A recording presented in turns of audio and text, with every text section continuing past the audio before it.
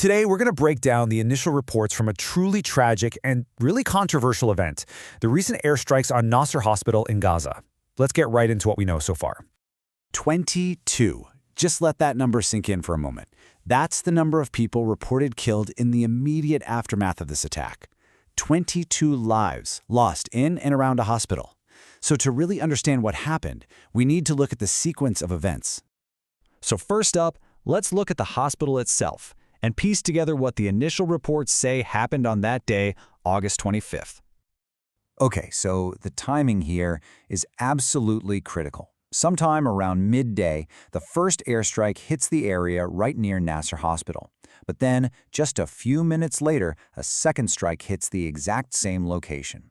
Now, what that means is that the first responders, the people rushing in to help after the first blast, they were caught in the second one. You can only imagine the chaos. And this specific tactic, this sequence of events, it actually has a name. It's called a double tap attack. It's defined by that second strike, hitting a location just after the first. And the implication is, well, it's grim. It often results in casualties among the very people, the rescuers and medical teams, who are arriving to help the wounded from that initial attack. So next, let's talk about the human cost of all this. It's about more than just numbers. It's about the people who were caught in the attack. You know, the victims came from all walks of life. Among the dead were journalists there to document what was happening. There were medical and rescue workers reportedly killed while they were literally trying to save lives. And then there were civilians, patients, people who were sheltering at the hospital thinking it was safe, and just bystanders who were in the wrong place at the wrong time. And if we look closer at the journalists, these weren't just anonymous casualties. These were individuals, people working for major global news organizations like the Associated Press, Al Jazeera, and Reuters. People like Mariam Dagga and Hussam al-Masri were on the ground, doing their jobs, trying to bear witness when they were killed. And here's the thing. These deaths are part of a deeply alarming trend. According to press advocacy groups, this single attack pushed the total number of journalists killed in this conflict since October 2023 to over 170. Now, as you can imagine, after an attack like this, you get wildly different stories. So let's look at the official justification versus the wave of international criticism. So on one side, you have the Israeli military statement. They said this operation wasn't random. They claimed it was targeting a Hamas surveillance camera and militants who were operating near the hospital.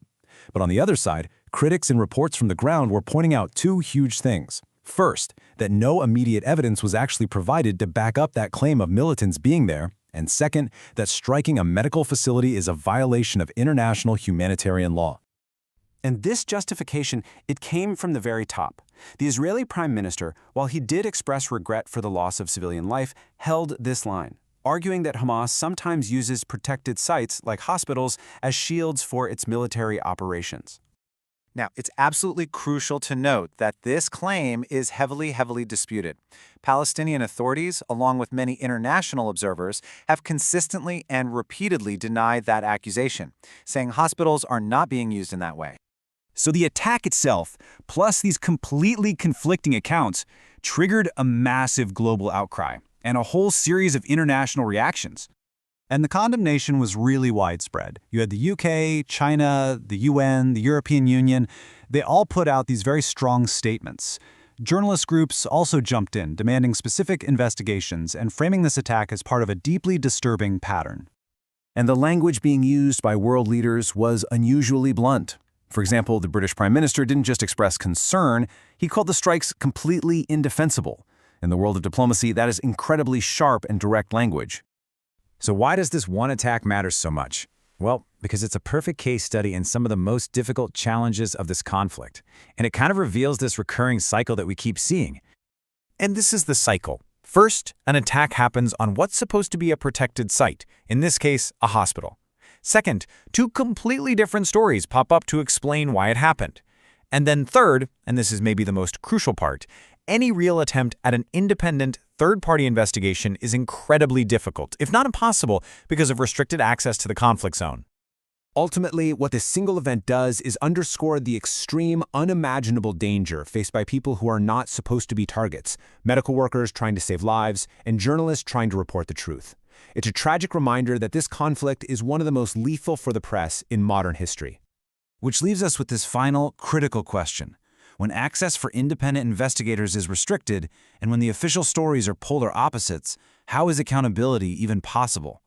How can the world pursue justice for attacks on the people and places that are supposed to be protected, even in war?